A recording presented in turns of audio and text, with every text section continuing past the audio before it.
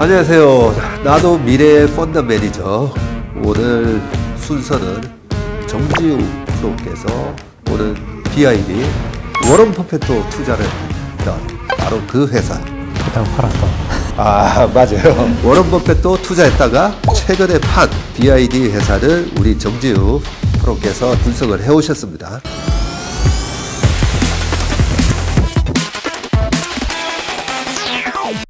오늘 나도 미래의 펀드 매니저 특별한 게스트 여의도의 칼잡이 라쿤 자산운용의 홍진채 대표님 같이 하셨어요. 지금 왜 칼잡이죠? 제가 우리 홍진채 대표님의 악명을 알고 있어요. 그동안의 유튜브에서는 굉장히 온화한 미소 속에 감춰져 있는 이 발톱을 못 보셨을 건데 서울대 주식 동아리에서 굉장히 악명이 높아요. 바짝 긴장하셔야 됩니다. 그리고 또 우리 여의도에서 최고의 중국 기업 전문가 왕정 차장님을 모셨습니다. 우리 채슬리 투자자문의 왕정 차장님 인사해 주세요. 안녕하십니까, 왕정이라고 합니다. 우리 왕정 차장께서는 한국 오신 지가 지금 10년 넘으셨죠? 네, 맞습니다. 13년 정도 되었습니다. 네, 13년째고요. 네, 박사 과정을 수료하셨고요. 네, 그리고 지금 논문만 남겨두고 계시는데 우리나라에 있는 웬만한 중국 소비재를 비롯해서 중국 관련 기업에 대해서는 여의도 최고의 전문가이십니다. 여기까지가 아니라 또 한 분 더 있으세요. 네. 우리 채슬리 투자자문의 왕설령 이사님 오셨습니다. 안녕하세요. 네, 안녕하세요.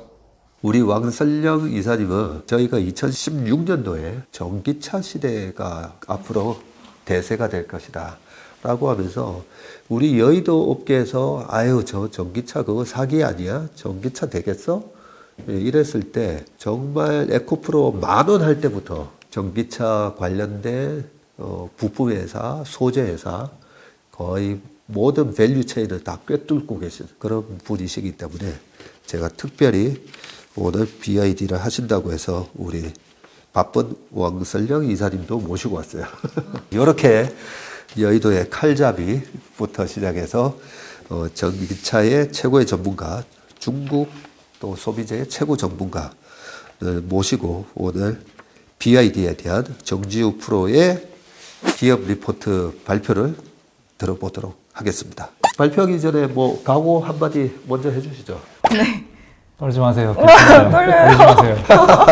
아니 지난번에 우리 회사 와서 열심히 BID 하겠다고 준비했어요. 했을 때 그 자신감 어디 갔어요? 네, 제가 상당히 오만했구나 느끼고 열심히 이제 준비를 했으니까 오늘 그래도 자신감 있게 딱 발표하고 심사위원분들께 좋은 말씀 많이 들어서 오늘 성장할 수 있는 시간으로 만들어 보겠습니다. 네, 맞습니다. 저도 뭐 주식 바닥에 30년 있었지만 계속 이렇게 새로 변화하는 산업에 다 따라갈 수가 없고요. 그래서 우리 회사의 인턴 직원들이나 직원들 발표할 때마다 제가 굉장히 귀담아서 듣거든요.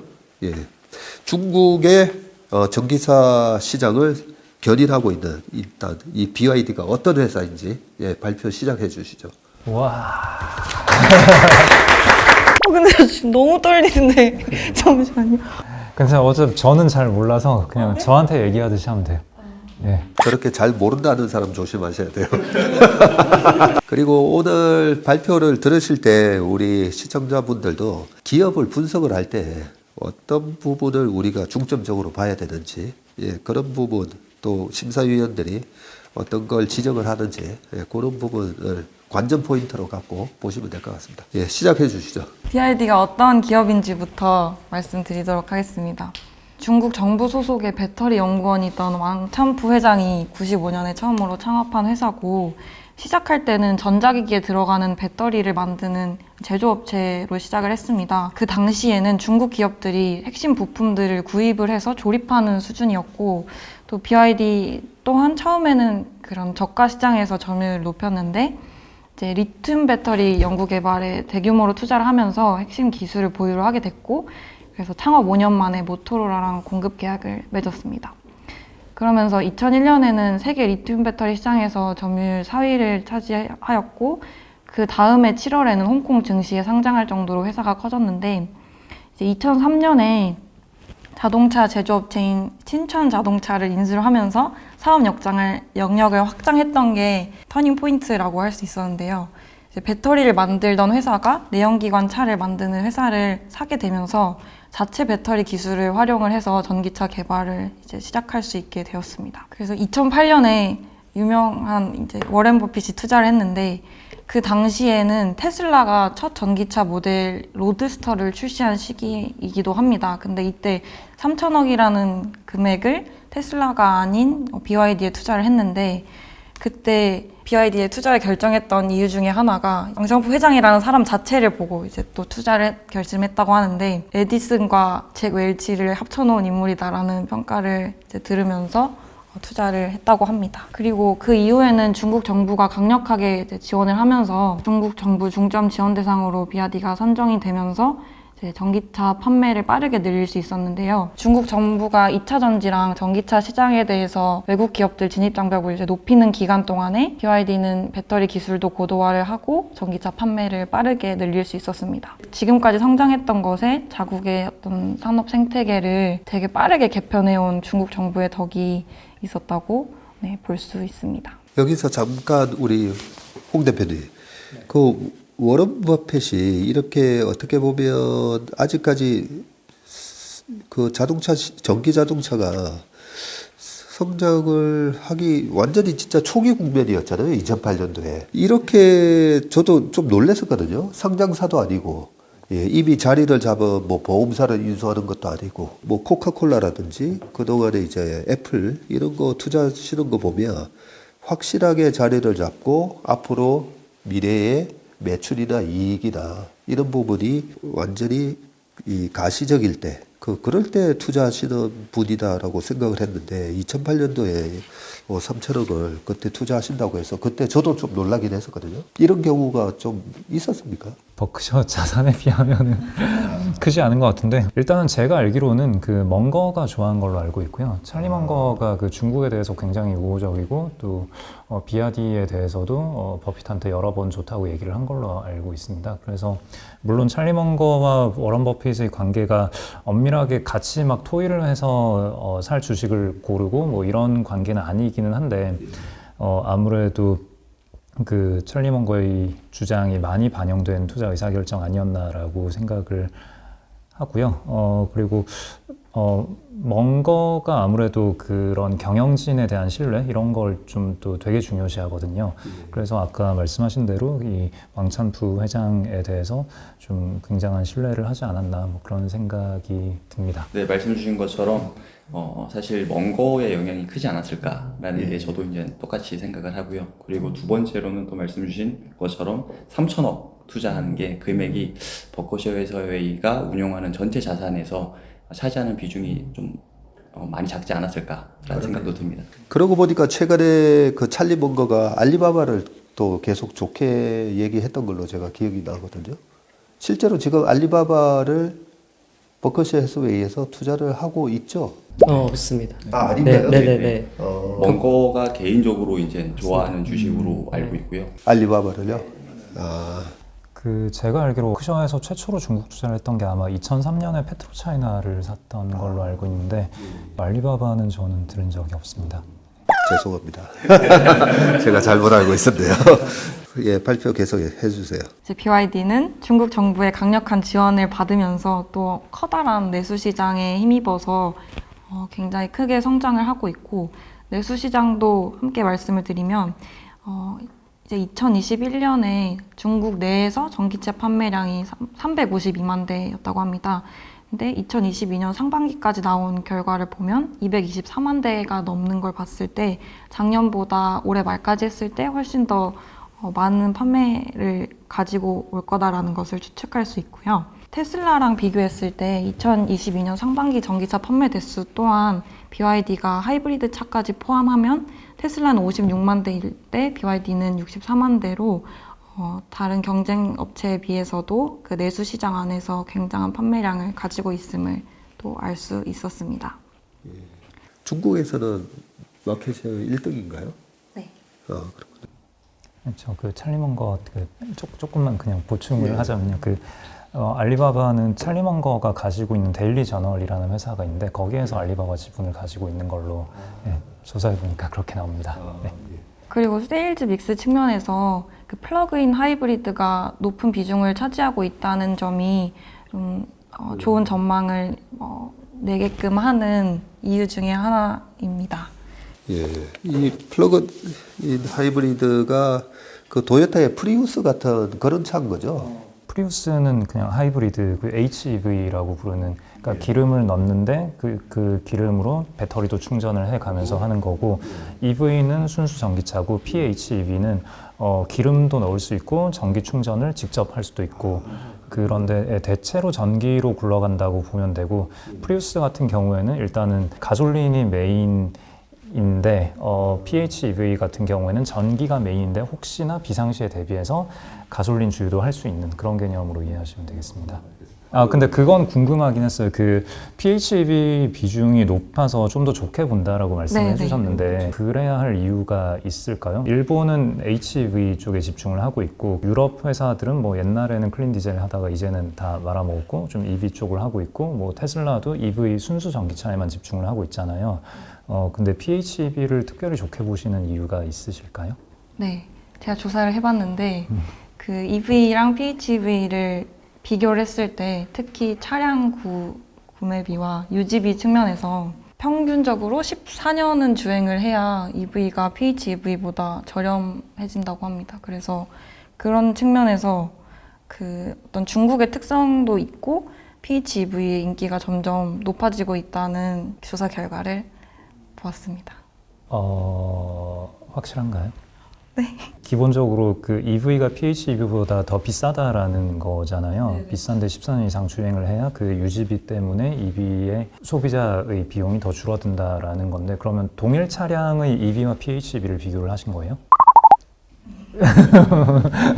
그러니까 내연기관 있는 차에다가 모터 구동계를 붙이거나 혹은 모터 구동계가 있는 자동차에다가 내연기관 구동계를 붙이거나 아무튼 PHEV는 두 가지가 다 있는 거잖아요. 그러니까 동일 모델에서는 뭐 EV나 내연기관보다는 PHEV가 생산 단가가 더 올라갈 수밖에 없단 말이죠. 그러면 판매 단가도 당연히 올라갈 거고, 그럼 동일 모델로 어떤 그냥 일반 모델이 있고 PHEV 모델이 있으면 PHEV 모델이 뭐 브랜드마다 다르지만 뭐 몇백에서 몇천 정도 비싸단 말이에요.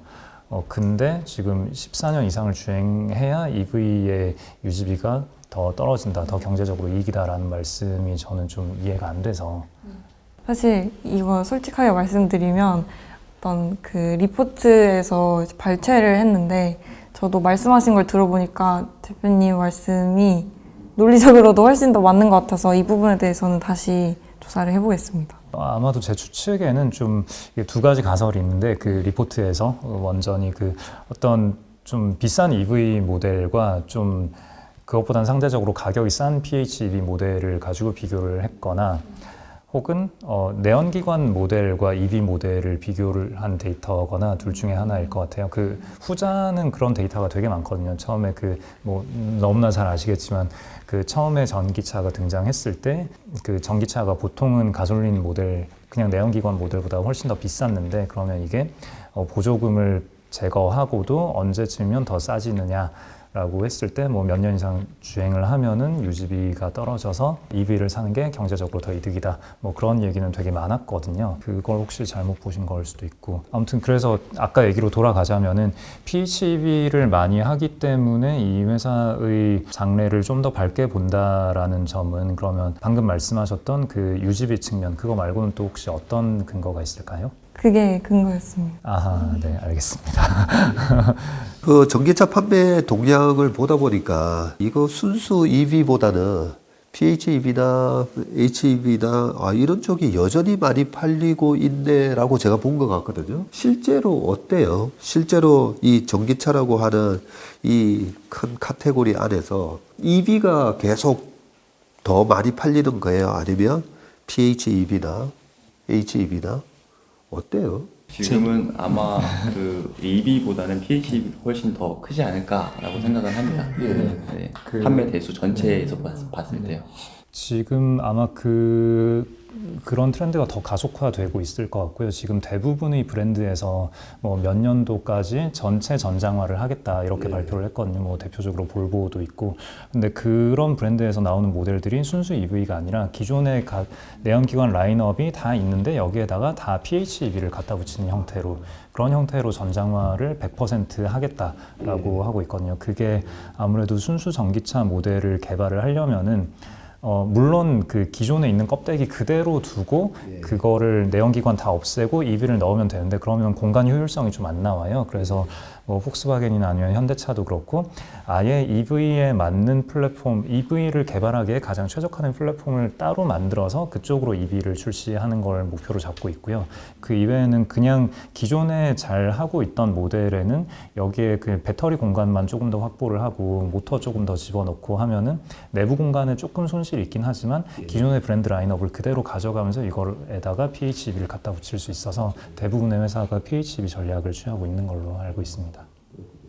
그러면 여기 적혀 있는 게 지금 사업 구조에서 2022년 출시한 신차 7대 중 3대가 PHEV다. 이거에 이제 BYD가 그렇다는 말이죠. 네.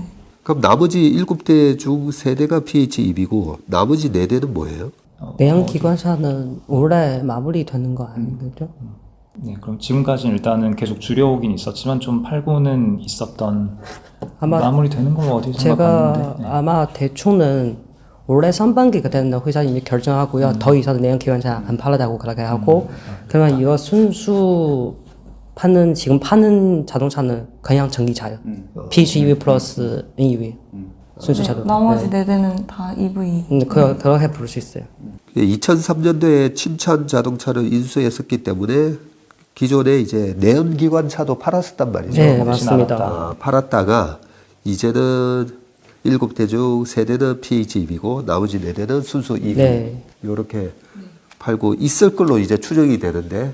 네, 실제로도 다 그렇군요. EV. 네. 예, 알겠습니다. 그리고 여기서 보면 PHEV 비중은 지금 45%, 50% 정도 적었는데요. 이거는 과거는 추세는 어때요? 계속 올라가는 거예요? 아니면 계속 빠지는 거예요?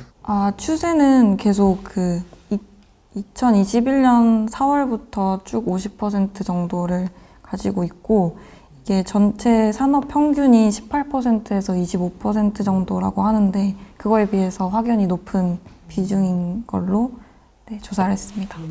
올해는 1분기는 50% 가정할 수 있고 그러면 2분기는 46% 정도까지 빠졌다고 그렇게 생각할 수 있는 거죠. 네네. 그리고 조사해오신 자료에 이게 있네요. 그 내연기관 자동차 비중. 최근까지도 내연기관차 비중이 더 높았네요. 20년 4분기에 거의 동일해졌다가 2021년 1분기부터 전기차가 더 많아지고 내연기관은 되게 빠르게 단종을 시키고 방금 왕 차장님 말씀하신 대로 올 1분기에 이제 거의 0에 수렴하고 이제 상반기에 완전히 접는 그런 그림이네요. 네.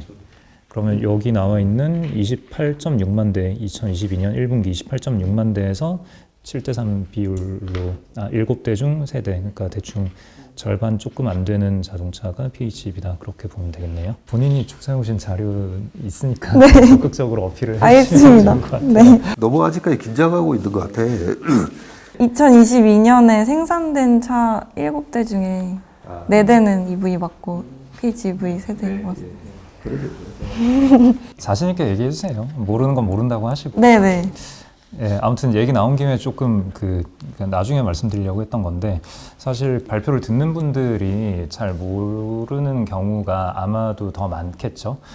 그래서 기본적인 세일즈 브레이크다운 그러니까 매출의 구성 이런 거는 좀 되게 궁금하거든요. 이 회사가 어떤 회사냐라고 했을 때 물론 아까 이제 기업의 연역에 대해서도 잘 설명을 해주셨는데 또 이게 숫자로 봤을 때 숫자를 직접 해석하기를 좋아하시는 분들도 많으니까 그러면 이 회사가 전체 1년에 파는 자동차가 몇 대냐 그 중에서 전기차 몇 대고 PHEV 몇 대고 EV 몇 대고 그리고 이게 매출액은 얼마냐 뭐 이런 것 사실 지금 질문한 것들이 다 그런 것들이잖아요. 근데 이거를 그냥 맨 마지막 그 여기 데이터에 그냥 매출액 해놓고 그 사이에 이제 팩만 몇 개 더 늘려서 그 자료만 집어넣어 주시면 되는 거잖아요. 그러면 굳이 질문을 안 하고도 그냥 한눈에 이게 어떤 회사구나 라고 딱 눈에 들어오니까 그런 건 뭐 나중에 참고를 해주시면 좋을 것 같습니다. 알겠습니다. 우리가 발표할 때 중간에 끊고 들어가다 보니까 약간 이제 당황해서 그런데 아, 좀 너무 좋습니다. 예. 그러면 그 다음 진도 한번 나가볼까요? 네, BYD가 기술적으로 굉장히 선진적인데요. 우선 첫 번째로는 전기차 밸류체인 수직 계열화 해서 이제 글로벌 완성차 회사 중에서 전기차를 만들면서 배터리와 차량용 반도체까지 함께 생산하는 곳은 이제 BYD가 유일합니다. 그래서 4월에 이제 중국 봉쇄가 있었는데 그때 테슬라나 다른 전기차 업체들의 가동률이 크게 하락을 했었는데 이제 BYD 같은 경우에는 그런 공급망 수직 계열화가 구축이 되어 있어서 좀 생산에 차질을 덜 받았었고 이런 위기에서도 그런 생산에 차질을 좀 덜 받을 만큼 이렇게 밸류체인이 만들어져 있기 때문에 불확실한 어떤 상황이 또 발생하게 됐을 때도 또 안정적으로 그걸 극복을 할 수 있지 않을까라고 기대를 해봅니다. 제가 잘 몰라서 궁금해서. 네. 배터리는 100% 내재화를 하는 거겠죠? 네, 이 회사가 만드는 자동차에 들어가는 배터리는 100% 자체 수급한다. 이고 그러면 혹시 배터리를 외부에도 팔고 있나요? 네, 배터리를 외부에도 팔고 있어서 네, 자동차용 배터리. 네네. 네, 알겠습니다. 그 비중은 얼마 정도 되나요? 다른 회사한테 파는 그 비중은? 아, 다른 회사한테 파는 비중이요?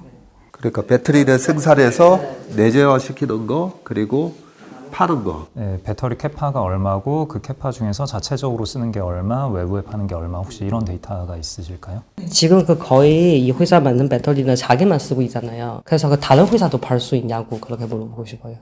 2021년 매출 비중 중에 배터리가 7%가 있는 걸로 봐서 팔고 있는 걸로 추측을 해볼 수 아, 다른 회사 7% 정도? 이게 자동차용 배터리가 아닐 수도 있잖아요. 원래 예전에 그 전자기기용 배터리를 만들었었으니까.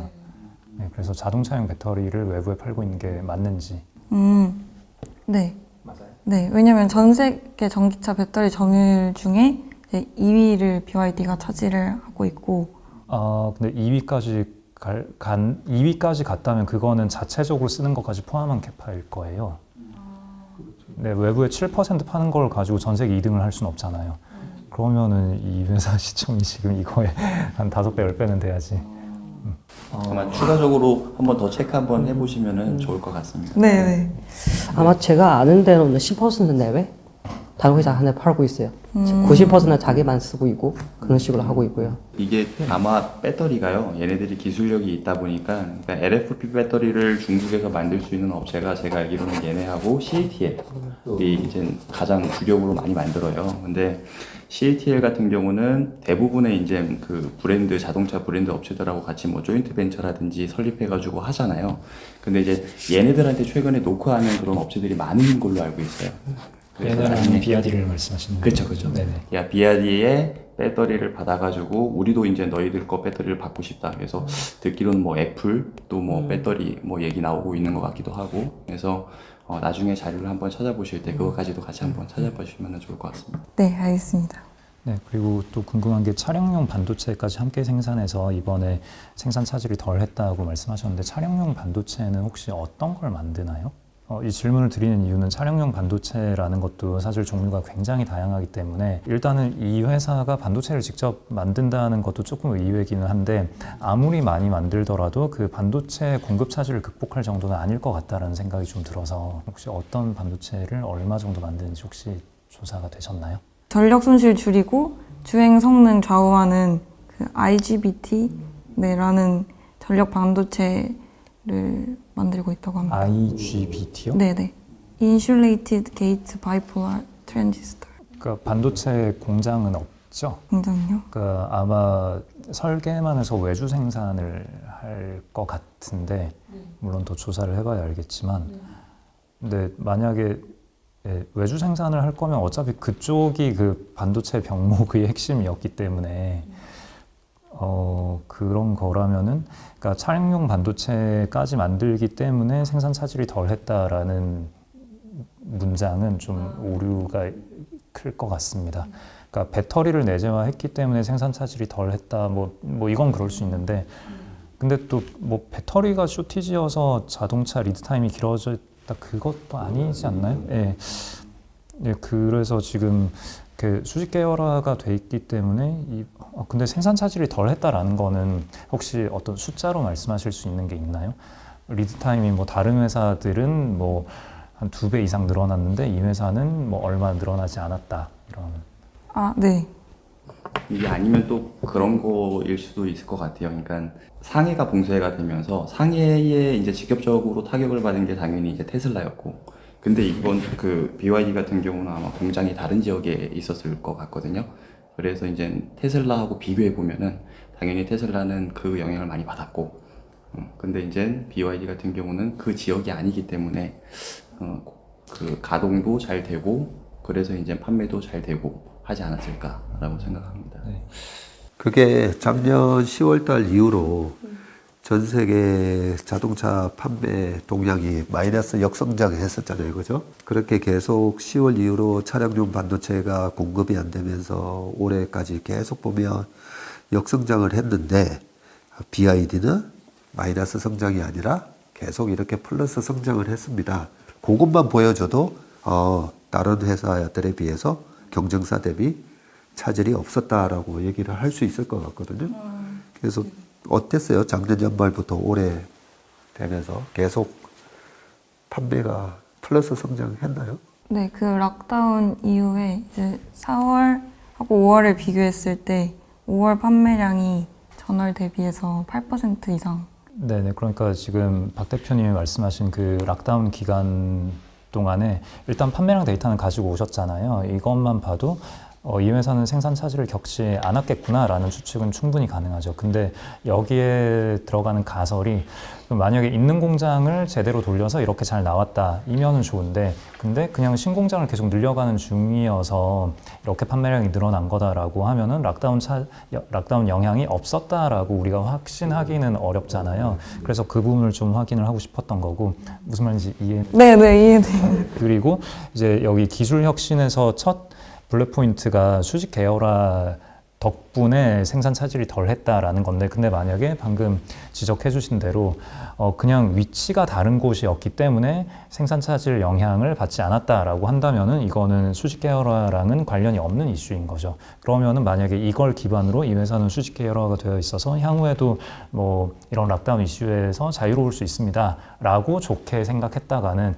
이 회사가 공장이 있는 지역이 락다운이 펑 들어가 버리면은 생산 차질이 났습니다라고 뒤통수를 맞을 수 있는 거잖아요. 예, 그러니까 이런 그 문장 하나씩을 구성을 할 때도 그 세부적인 논리 관계를 좀 잘 따져봐야 된다.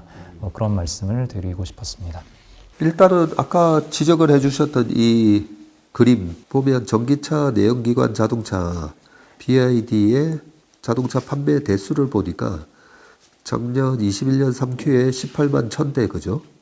그리고 4Q가 26만 5천대, 그리고 올해 1Q 28만 6천대. 다른 회사들이 역성장한 거에 비해서는 확실히 플러스 성장을 하긴 했네요.